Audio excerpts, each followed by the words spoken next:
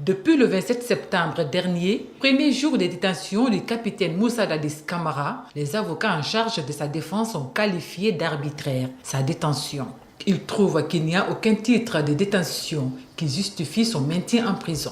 C'est une violation des dispositions de l'article 1113 du Code de procédure pénale, selon Maître Pépé Antoine Lama. Le procureur de la République se fonde sur les dispositions de l'article 252 du Code de procédure pénale pour justifier que le président Moussa Dadis et 5 de ses co-accusés se seraient constitués prisonniers. Nous nous inscrivons en faux contre cette déclaration. Le président Moussa Dadis ne s'est jamais constitué prisonnier. Il y a été contraint. Le capitaine Moussa Dadis Camara serait détenu dans des conditions très difficiles. Selon l'un de ses conseils, il est détenu dans une cellule de 4 mètres carrés avec 3 de ses co-accusés. Face à toutes ces conditions, ses avocats demandent sa remise en liberté pure et simple ou son placement dans une résidence surveillée tout en tenant compte de son statut d'ancien chef d'État. C'est pourquoi hier, certainement, vous avez dû comprendre son agacement. Au-delà de cet agacement, il y a aussi l'empressement pour l'homme de livrer sa part de vérité.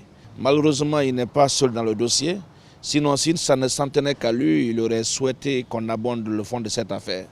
Et puisque sa défense a compris que les autres étaient dans la logique de soulever des exceptions que nous avons d'ailleurs trouvées pertinentes, nous avons demandé au président de bien vouloir apprécier à sa juste valeur, mais d'ici là, d'ordonner au moins la remise en liberté du président Moussa Dadis Camara.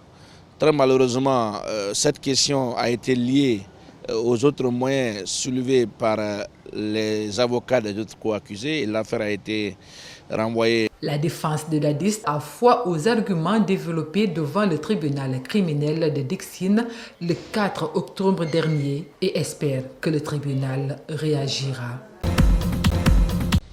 Ils sont 15 élèves issus des différentes écoles des quartiers environnants de l'usine à bénéficier de ces bourses d'études au compte de l'année scolaire qui débute. Le don s'inscrit dans le cadre du respect du programme de responsabilité sociétale de Lafarge Holcim Guinée envers les communautés riveraines. Depuis l'année dernière, ce sont les 2 premiers de chacune des 5 écoles qui sont soutenus par l'usine. Il y a les fournitures scolaires que nous payons complètement. S'il y a des frais d'études, on les prend en charge. Il y a les denrées, les bons denrées alimentaires, il y a une tablette.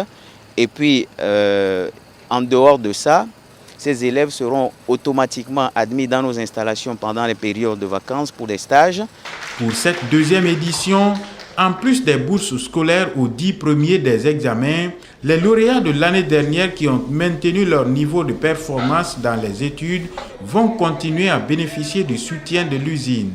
Aujourd'hui, je suis satisfait avec la 2e édition qu'on a des élèves déjà de la 1re édition qui ont continué sur le chemin de l'excellence, qui bénéficient et bénéficieront toujours des bourses que nous octroyons à ces élèves.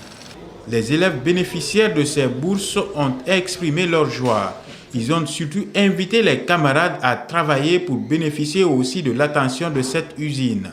Je leur dirais de faire comme moi et comme aussi d'autres personnes, car je ne suis pas la seule. Mais quand même, je sais que dans ce monde, c'est le travail qui paye. Le comité de voisinage pour le suivi de la performance de ces élèves a été mis en place à cet effet. Ses membres ne cessent de louer les efforts de Lafarge Holcim Guinée. Nous sommes très fiers, sans compter les constructions des écoles, la clôture des cimetières. Tout ça, vous venez en aide.